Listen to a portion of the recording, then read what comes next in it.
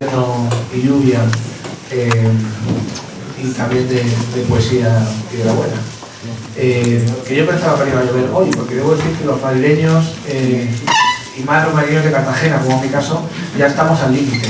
O sea, esto o deja de llover, empezaremos a desfilar y a tirarnos a los manzanares, porque no nos da ya.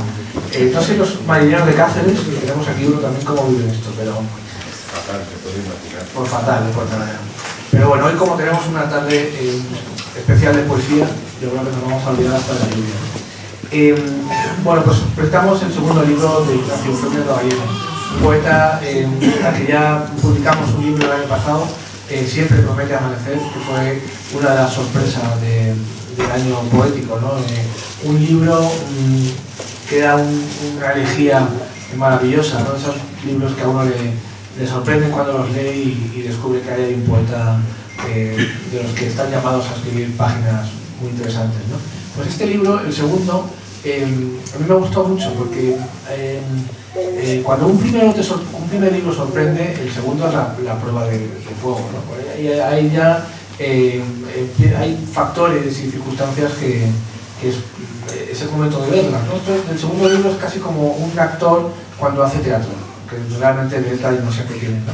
Y aquí vamos a encontrarnos un poeta que además el primer libro era casi monográfico y aquí no, aquí hay una serie de registros y es un poeta con un enorme sentido de imaginación, con buen ritmo y bueno, y que sabe tratar los grandes temas con una voz imaginativa, pero a la vez muy poderosa y muy certera, ¿no? Creo que es un poeta que además cuida el lenguaje y que sabe también de la magia y de lo importante que es lo distinto en poesía.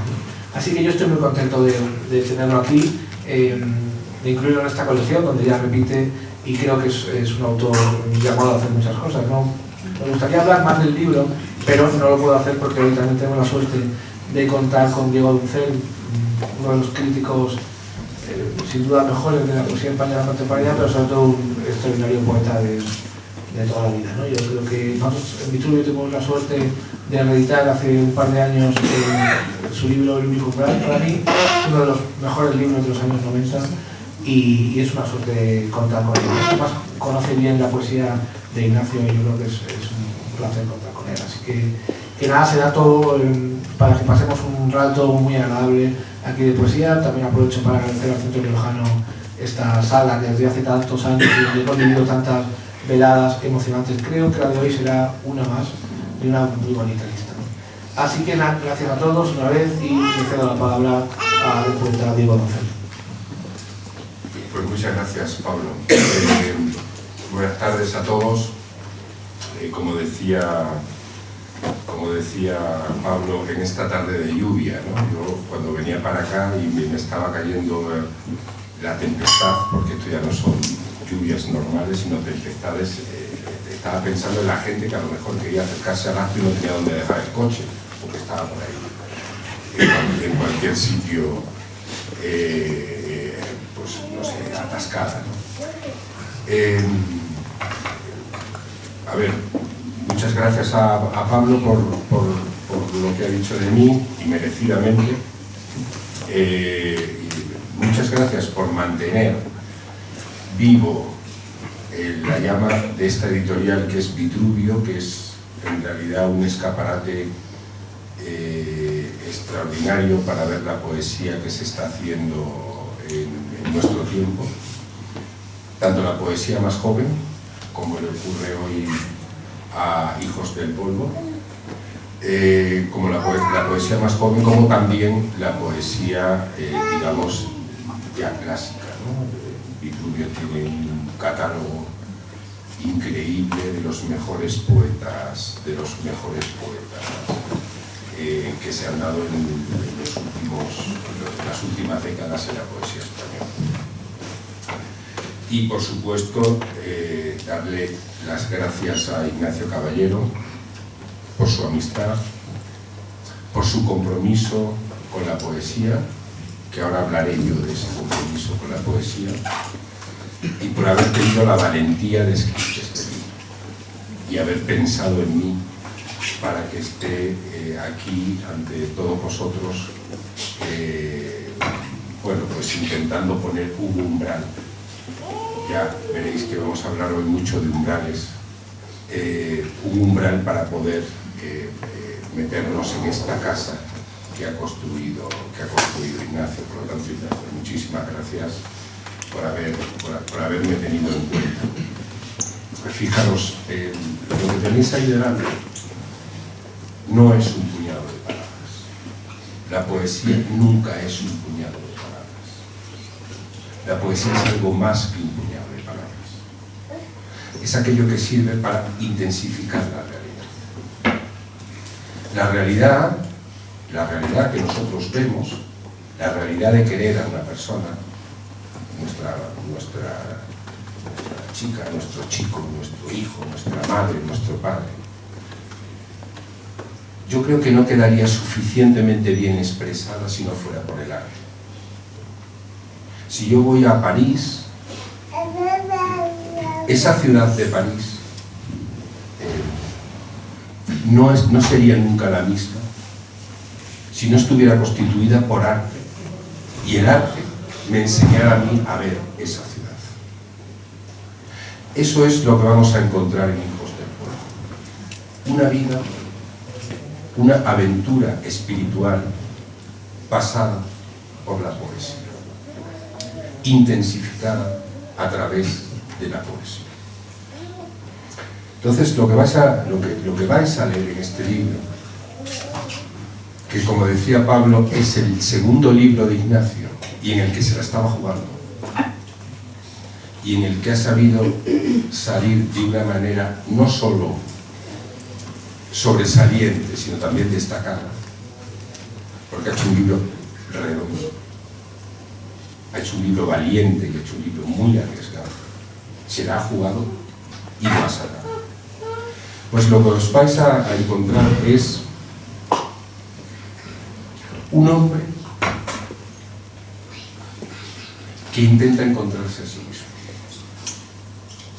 Un hombre que se enfrenta a sus propios límites, que se busca y que yo creo que al final se encuentra a sí mismo. Ignacio, que todavía es joven, ha sabido leer muy bien en sus dos libros que la vida es un esfuerzo por comprender, pero sobre todo por comprender las heridas. Es muy importante en la vida saber comprender las heridas, porque si no sabemos comprender las heridas, no podemos encontrarnos a nosotros mismos, no podemos seguir adelante. Él ha tenido, en su biografía ha tenido pues momentos, incluso aunque sea tan joven, ha tenido momentos en los que la vida le exigía mucho. La vida le exigía mucho. Y sin embargo, él ha sabido superar ese límite. Y no solo superar ese límite, sino hacer de ese límite un sentido. Y eso es lo que nos encontramos en Siempre promete amanecer, un título bastante indicativo de cuál es la filosofía de la vida de Ignacio. Siempre promete amanecer. Y lo que nos vamos a encontrar en Hijos del Pueblo, como ahora se llama. Os lo iba a dejar para el final, pero os voy a contar una cuestión que ilustra muy bien lo que este libro significa. Fijaros, en la Catedral de Palma de Mallorca, los que hayáis ido, en la puerta de la Catedral de Palma de Mallorca hay una inscripción en la tierra, que es una inscripción para los peregrinos que se acercaban a la sede, a la catedral, que decía: esto ad hospium et pulso. Está escrita en la. Estoy a la puerta y llama. Eso es lo que nos vamos a encontrar en este libro. Este libro es una peregrinación. Él que es modesto, dice que es un viaje. No, no es un viaje, es algo más que un viaje. Es una peregrinación. Es ir a la puerta del amor, a la puerta de la cultura, a la puerta de la cultura que nos forma a nosotros. Ahora hablaremos un momentito de esto. Y llamar.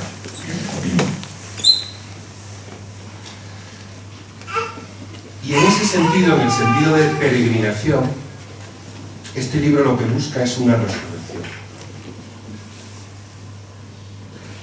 Siempre promete amanecer, también buscaba una resurrección. ¿Qué significa resucitar? Significa en él. Que hay momentos de bajón en la vida y que esos abismos hay que remontarlos. Y en este sentido, en el sentido de resucitar, y he querido utilizar este término porque le viene muy bien a la poesía de Ignacio, en el sentido de resucitar, yo siempre que se habla de resucitar me acuerdo de Lezama Lima, un poeta cubano. Para él la poesía era resurrección.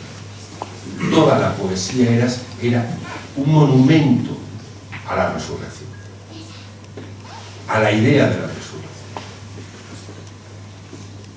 Una persona que fue amiga mía, María Zambrano. Toda la obra de María Zambrano estuvo escrita, está escrita, para posibilitar la resurrección de ese hombre moderno, quizá demasiado imbuido por la técnica, por el consumo, resucitar. Y otra persona, otro poeta que yo recuerdo y que para mí tiene un recuerdo siempre señero es Juan Ramón Jiménez. Juan Ramón Jiménez llega a ese Dios deseado y deseable, a ese animal deforme, que es el que verdaderamente le va a resucitar a él. Estuvo toda la vida con una neurosis tremenda, desde que a los 19 años murió su padre. El diario íntimo de Juan Ramón es un diario que te pone los pelos de punta. Él vivía aquí al lado. Lo que ese muchacho sufrió tras la muerte de su padre fue una cosa absolutamente terrible que, bueno, hasta el momento en que recibió el premio Nobel, ¿no? Y estaba exiliado en Puerto Rico y con ganas de venir. Fijaros el sentido de la resurrección de Juan Ramón, aunque me aparte un poco del tema, ¿no? Él quería venir y la izquierda no le dejaba venir, porque decía que era un mal ejemplo. Decía, no, yo no soy nada, yo quiero estar en Moed. No, tú tienes que estar en Puerto Rico, exiliado. Y dejaron que se muriera allí. La resurrección. Y por último, un poeta polaco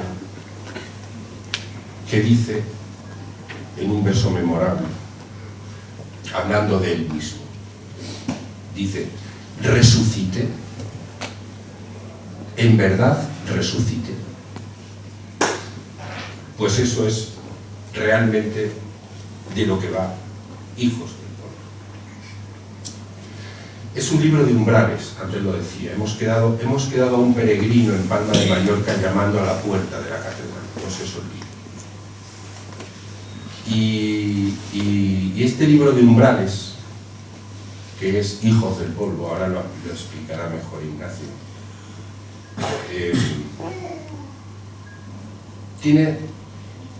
yo me voy a quedar con unos determinados estados en esa peregrinación. El primero, el amor, importantísimo. El amor como fuerza, como motor de todo, ¿no? El segundo umbral tiene que ver con nuestra cultura. Ignacio, cuando era todavía más joven, imaginaos, hace un viaje a Europa del Norte, ahora lo contará, y allí descubre la mitología. Pero no solo descubre la mitología, hay veces que los descubrimientos se lo cuentas a otro y es el otro el que te descubre a ti lo que tú tenías que haber descubierto. Yo creo que en realidad toda esta parte habla del tiempo. Y me encanta lo que voy a decir, porque es muy importante esto. Antonio Machado habló de un tiempo lineal. Un tiempo donde uno nace y donde uno muere. Claro, eso sí. Pero, ¿y qué pasa? Ese es el umbral que va a cruzar Ignacio a través de una serie de figuras de la mitología nórdica. Lo que pasa en el tiempo, lo que pasa en el medio es lo siguiente: que hay pasado, que hay presente, que hay futuro, y que todo se está dando a la vez. Que el tiempo es circular y por lo tanto somos contemporáneos de todo. En nuestro presente está todo. Es decir, desde las cosas más simples.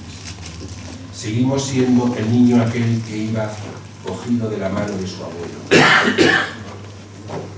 Seguimos en aquel pueblo de alguna manera. Seguimos con nuestros padres que a lo mejor ya mueren.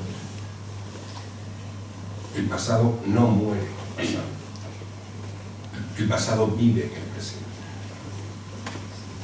Y lo que hace Ignacio precisamente aquí es que la historia, nuestra cultura esté presente, sea algo vivo y sea un motor. El siguiente umbral, intento ir lo más deprisa posible, pero sin traicionar el libro de Ignacio. El tercer umbral es la palabra. El tercer gran umbral es la palabra. La palabra literaria no sirve de nada. La palabra literaria no sirve de nada. Solo hay una palabra literaria. Es la palabra que forma parte de la vida, la palabra que es vida. Y por lo tanto esto tiene que ver también mucho con la religión. Solo la palabra que es vida es la palabra importante, la palabra verdadera. Y a eso es a lo que aspira Ignacio en este libro tan maravilloso. A que la palabra sea vida, a que la palabra se confunda con la vida y deje de ser literatura. Hay un poema maravilloso de Miguel de Unamuno, otro de los resucitados, que es el armador aquel de casas rústicas. El armador aquel de casas rústicas era la manera que tenía Miguel de Unamuno de llamar a Dios, llamar a Jesús. Cuenta cómo estaba Jesús en la barca, los apóstoles dormidos en la orilla, y él empieza a hablar. Y todo empieza a cobrar sentido. El aire, la luz, el agua. Y los apóstoles se despiertan y oyen la palabra maravillosa, es decir, la palabra llena de maravilla que estaba diciendo Jesús. La idea de la literatura que tiene Unamuno es precisamente esa: llegar a una palabra que esté libre de literatura y sea maravilla. ¿Por qué? porque alumbre el mundo. Y termino. Efectivamente, este libro está lleno de heridas, está lleno de sombras, está lleno de descensos, como Dante. Se va al Hades, se va al infierno o se va a la sombra, pero para llegar a esa luz.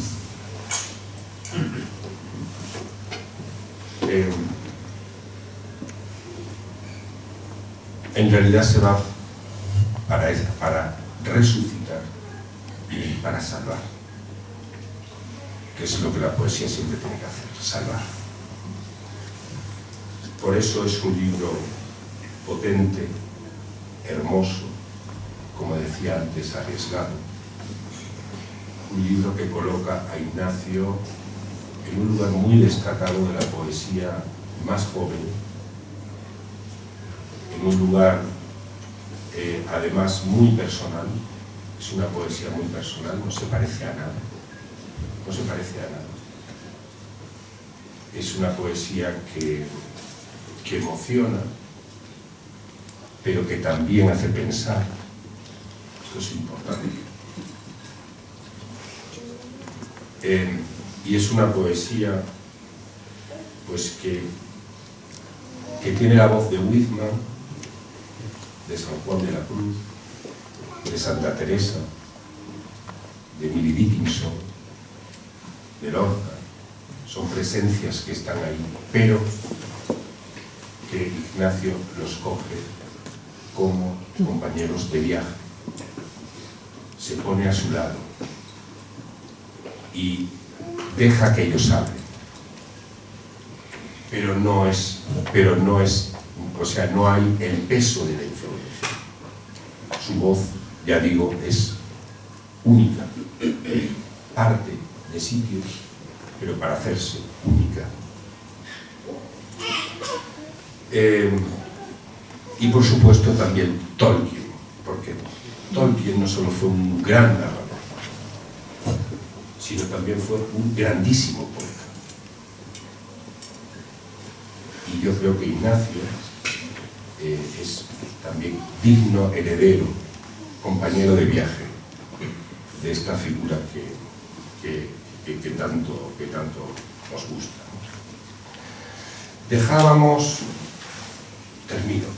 Dejábamos a un peregrino en la Catedral de Palma, en el umbral de la Catedral de Palma, llamando a una puerta. La puerta se abre. Y lo que sucede 2 veces al año en la Catedral de Palma tiene que ver mucho con Hijos del Pueblo. Porque aquí se está diciendo 2 cosas. Se está hablando del polvo del camino que trae ese peregrino. Pero también se está hablando de que nosotros estamos hechos de polvo. No somos polvo, estamos hechos de polvo. Las estrellas también están hechas de polvo. Las flores también están hechas de polvo. Las montañas, los continentes, los planetas.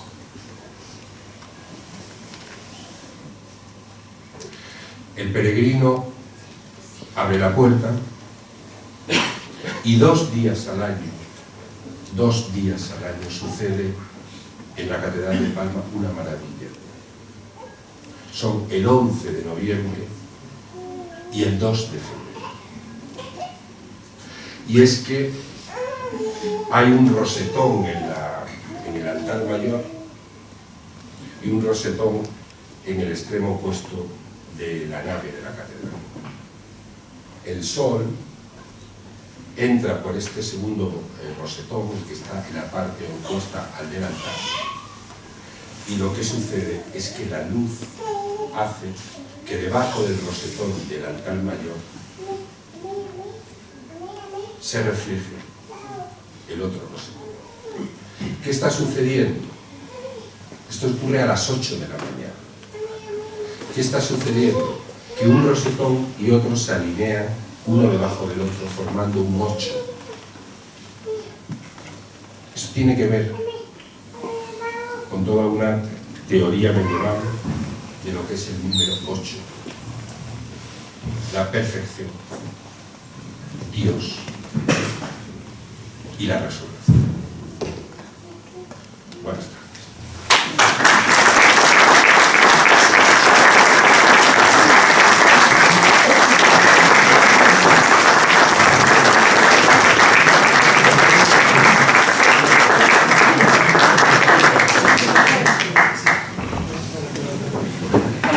Buenas tardes.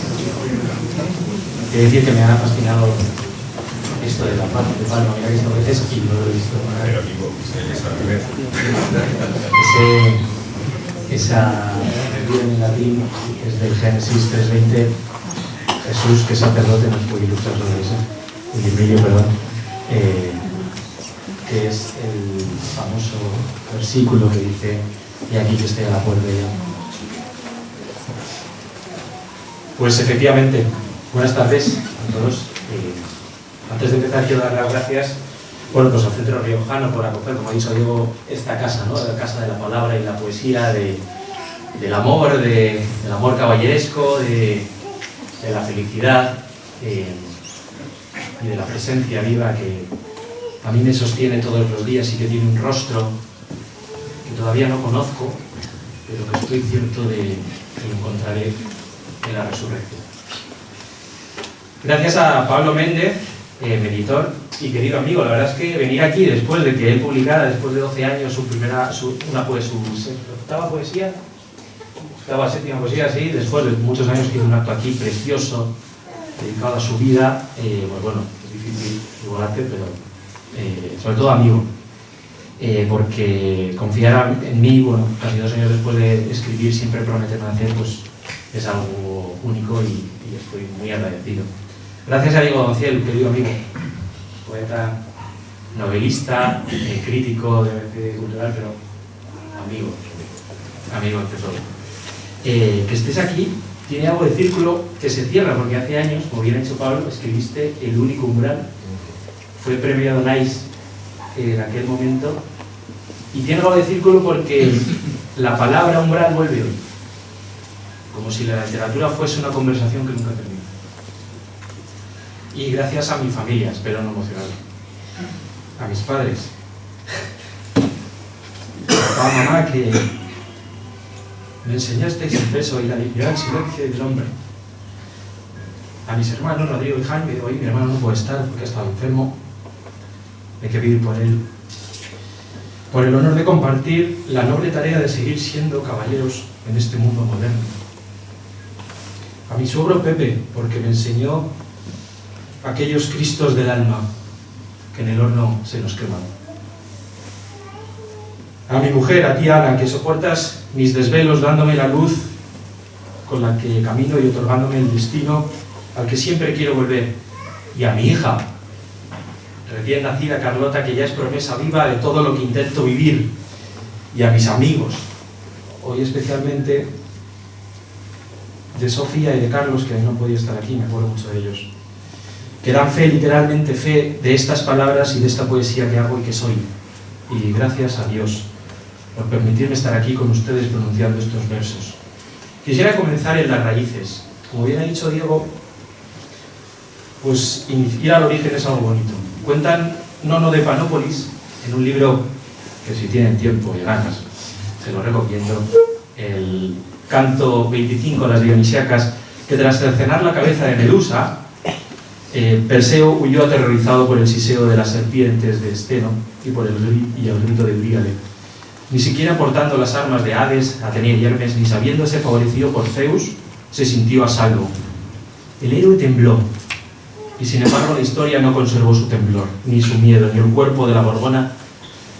Tendido en la tierra, conservó la cabeza, la idea, el símbolo, el trofeo, muy de esta sociedad, pero, sin embargo, el cuerpo de Medusa quedó fuera del relato, caída en un vacío del pensamiento. Nada se dijo de su carne, de sus huesos, de su sangre, nada del cuerpo que fue abrazado, del beso que fue dado, que reposó sobre la hierba por primera vez, que miró el cielo estrellado y se maravilló. La historia eligió lo conceptual y se olvidó lo encarnado. Hijos del polvo nace de ese olvido para desvelar la memoria. No comienza con una certeza, sino con un ardor. El amor que arde como juicio, que hiere como herencia, una plenaria grabada como sello sobre el corazón. No es el amor romántico el que aquí se invoca, sino el fuego primordial que nos llama a recordar, a batallar y a regresar. Machado, como bien ha dicho Diego, lo alzó por todos. Yo apenas lo retomo, me pongo a su lado como eco. Así el libro está tejido en 5 movimientos, como ustedes verán, si tienen a bien adquirir el libro, en 5 estaciones, diría yo.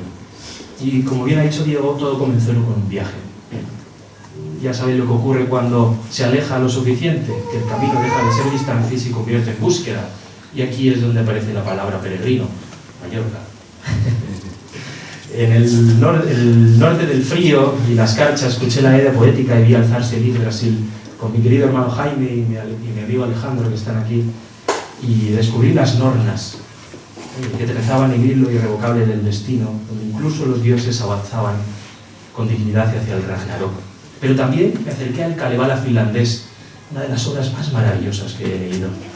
También me aprendí y estuve rodeado de la lengua gaélica en Escocia y del kami japonés con mi mujer.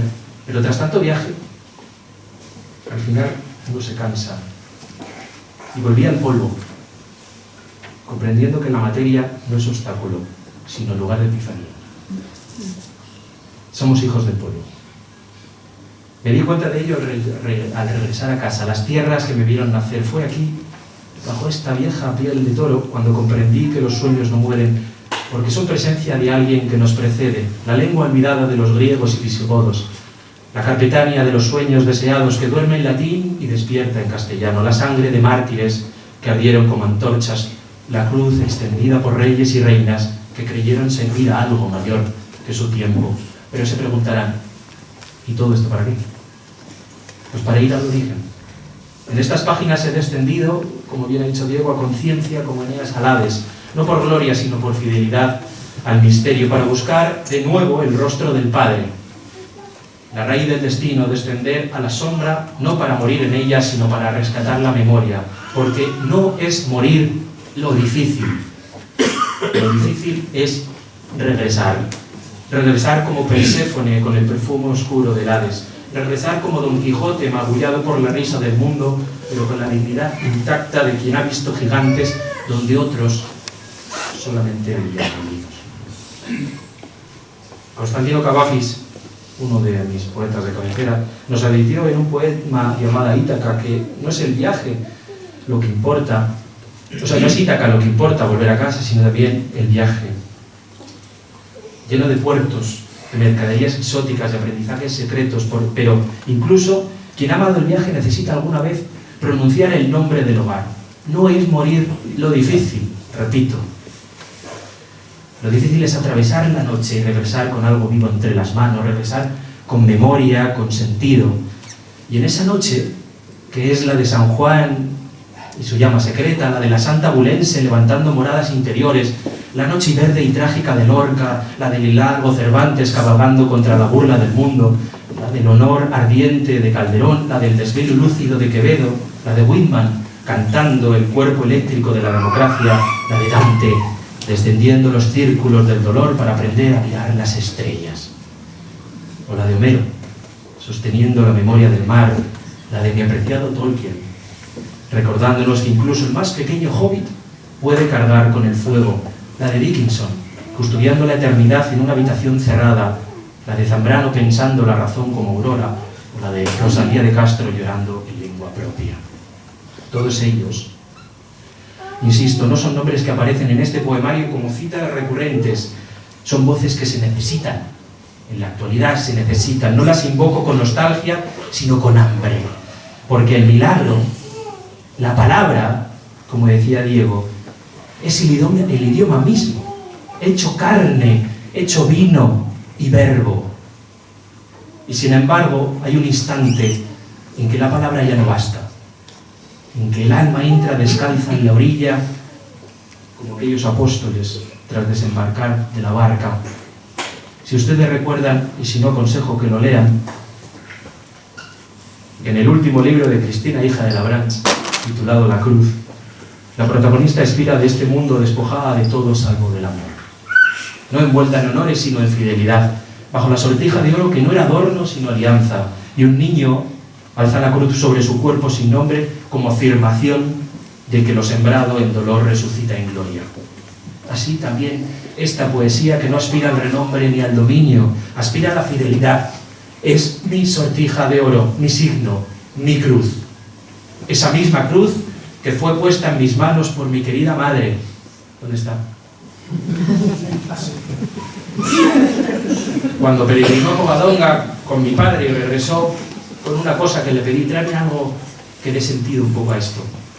Y me trajo la cruz grabada con el alfa y la omega sobre ella. Me la entregó como quien entrega no un objeto sino una promesa. Y pensaba, la madre entregándome en algo tan pequeño el sentido de mi vida. No en aplauso, sino en el peso. Esa cruz que se menciona en este libro no es metáfora, es historia, es polvo y carne, es clavo y madero, es carga y amor. Somos hijos del polvo, sí, pero el polvo no es la nada, es la materia prima que Dios alimenta, es la que cae y sin embargo puede ser elevada. Si algo deseo esta noche aquí, en esta casa, es que estos versos no sean solo lectura, sino anuncio de una promesa más grande en medio del ruido y de la soberbia de nuestro tiempo. Un anuncio porque Jesucristo nos lo dijo, recordando que todo lo visible fue antes presencia, y cuando la torre del hombre se alza demasiado alta y el ego nos acecha, esta presencia ruge con verdad y nos debilita. Concluyo citando, como no tenía nada que ver, mi amigo Alejandro me podría decir que soy un pesado, pero tengo que citar a Tolkien, y evoca uno de sus personajes que más he admirado como lector, a Faramir, cuando dice: no amo la espada por su filo, ni la flecha por su velocidad, ni al guerrero por su gloria, amo aquello que defiende.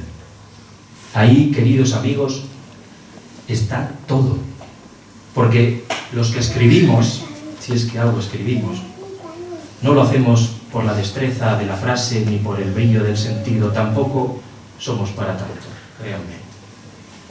Pero sí escribimos por aquello que defendemos. Yo escribo por la memoria, por la dignidad, por la belleza que aún resiste y sobre todo por la verdad de aquello que merece su ser custodiado. La cruz, mi cruz, esa que un niño, siempre un niño, vendrá a recoger. Muchas gracias.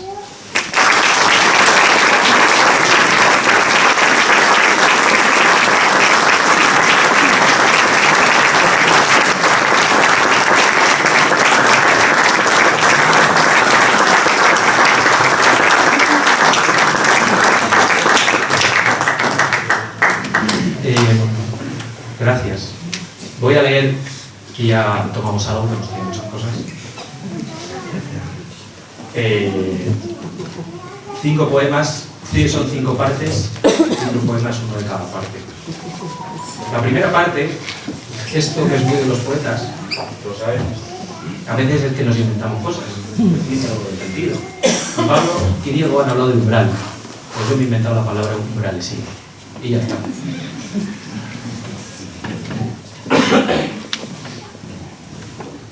Umbralesía, velada en tu falsa modestia, ¿no serás acaso un ardid, una máscara fraguada en la envidia de no ser más, solo un eco inmemorial, pesadilla que roe la médula del ánimo, muerte sigilosa de toda busca incesante? ¿No entendiste que no morir o dulce alivio es la dádiva postrera donde se desnuda la gloria del ser? Un portón que se abre hacia la luz interminable, más allá de la razón que aún respira, en el claro donde las sombras se disipan, y el rostro inocuo que jamás temió ser mirado, nada pregunta, y aún así prodiga la vida eterna que no exigió ser entendida. Y yo, penitente de mi propia hondura, llamaré al umbral nibio de la cansa del alba cóncava, donde mi plegaria urgirá su advenimiento. te alzaré con bravesía frente a tu propia calumnia, para que mi alma, por fin desatada, reclame en tu ruina la verdad que le fue prometida. Ahora pasamos a la segunda parte, que se llama Jardín de las Plegarias. Inicia con aquel verso que mi suegro Pepe me enseñó en la playa este verano, hablando sobre la muerte. Él decía que le aterraba la muerte, pero que tenía claro que había algo que le sostenía, la resurrección. Y que inicia con un verso de César Vallejo. Espero que lo lean. Pero más allá de eso, voy a escribir y ponerme de lado. ¿Aún sois consejo de sombra? Simientes que germinan en lo vedado con la alteza del que labra la gleba y el verbo. Bronce fidelísimo de la memoria que inclina la nobleza caída y la gesta que yerra. ¿Fue por vuestra aventura causa la nuestra, o solo un reflejo del concilio de los lienzos, cuyas sentencias imperecederas decaen sobre la carne como un salmo desollado? ¿Acaso la lid no feneció y aún brega oculta, tenaz, la sangre que obra sin conocer su batalla, como si el Pegaso blanco respirara en lo profundo y guiara ignoto la pulsación del destino? ¿Será locura mía preguntar al polvo por su sueño, al vacío por su eco y al mundo hecho de fallas, si queda un solo hilo de cordura intacta, no sometido al yugo de la lágrima primaria, ni reducido a ruina bajo la capa oscura del alma, donde incluso la luz teme su propio nombre? Confuso estoy, aunque sin miedo, como el niño que en su lecho de albor sueña y alza la vista hacia el almendro, ansiando rozar con alma queda la lumbre sutil de la infancia. Y empero, siento vuestro galope en la amorosa espesura de mi aposento, donde no hay lumbre, ni canto, ni cuna, solo el madero de un árbol anciano. Sopláis como viento en la pradera, que levanta los huesos de la existencia, huracán sin reposo, llama y desgasto, tambor batiente del juicio que tañe en las oquedades del alma, con clamor de guerra santa y holocausto. Pasamos ya a la tercera parte, que se llama Peregrinación de ceniza.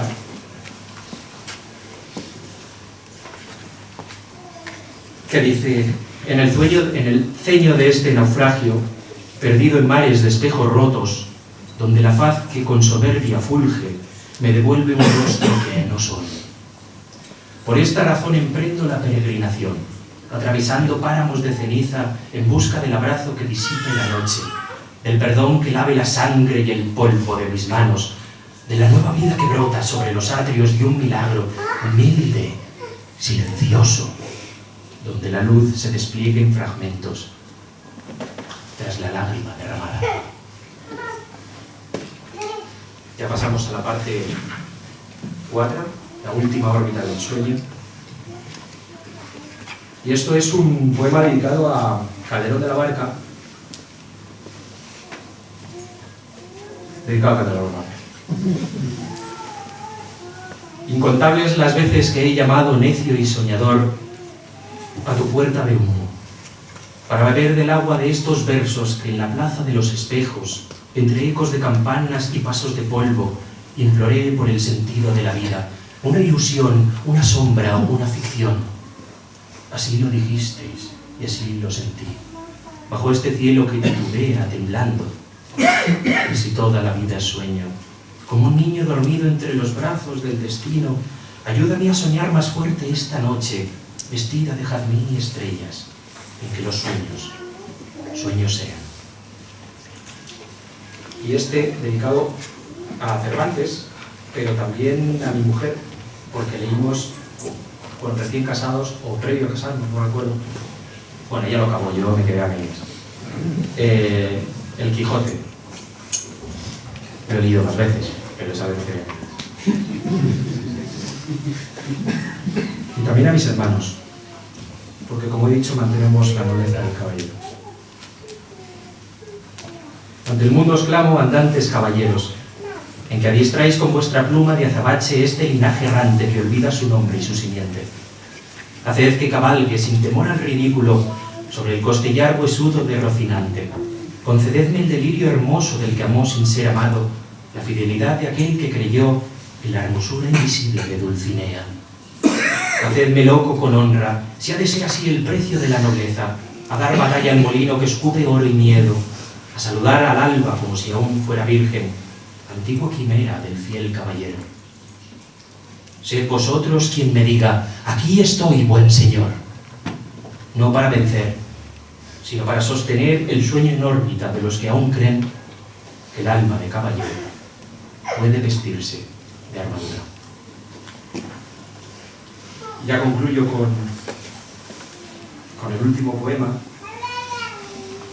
que habla de mi cruz, que fue regalada por mi madre, de ese símbolo tan potente, y que da título al libro. Esta última parte se llama Hijo del Polvo, y que cogí de un maravilloso texto, quizá de uno de los mayores pensadores y también personas que me han mirado en los últimos años, que se llama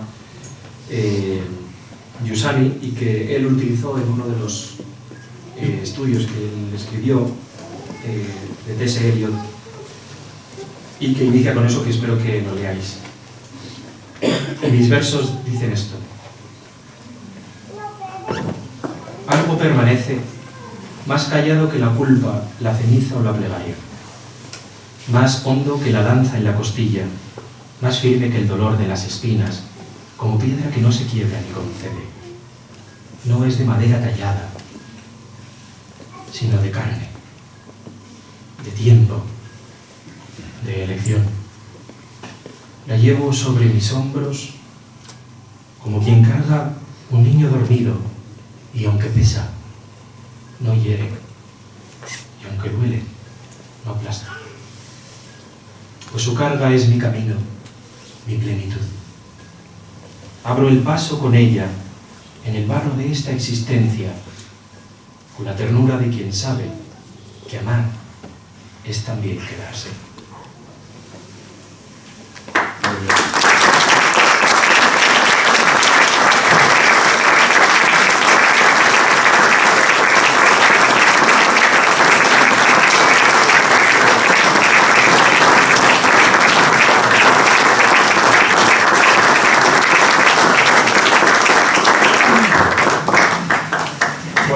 La verdad es que emocionante lectura y emocionante presentación. Nada, vamos a acabar como siempre pidiéndole al poeta que lea un último poema. Y nada, yo quiero volver a agradeceros vuestra presencia, decir que ha terminado una semana muy bonita y que la semana que viene volverá a serlo. Y el jueves presentaremos aquí Luz del labio con el beso dentro, de poeta Pedro Villarejo, que viene de Estepona.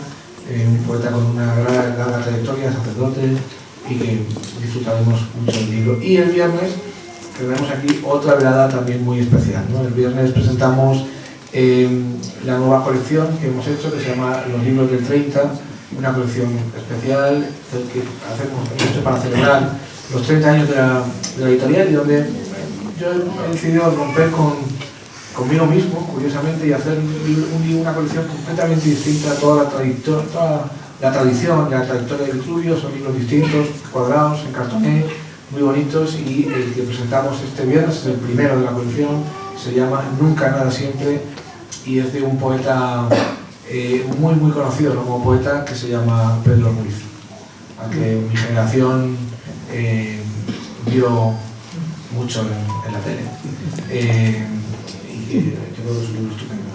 Así que nada más, ahora vamos a terminar con un último poema de Ignacio, y luego, cortesía del autor, pues podemos tomarnos un vino, obviamente de La Rioja, y algunas cosas más estupendas, ¿no? Así que nada más, muchas gracias, y vamos a terminar con un último poema de Ignacio Caballero.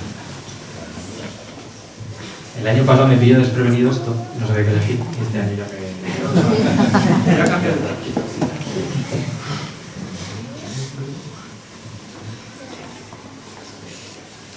Quizá este poema resume todo lo que soy y todo lo que tengo. En este sendero hacia la alta cima, donde nacen las voces de los ángeles, resuenan los ecos de los himnos, Allí se me abre la malla del amor caballeresco, donde en su lino plateado la dama camina en sigilo de aljofar su veste, y las diademas serenas relucen como lágrimas vivas de estrellas.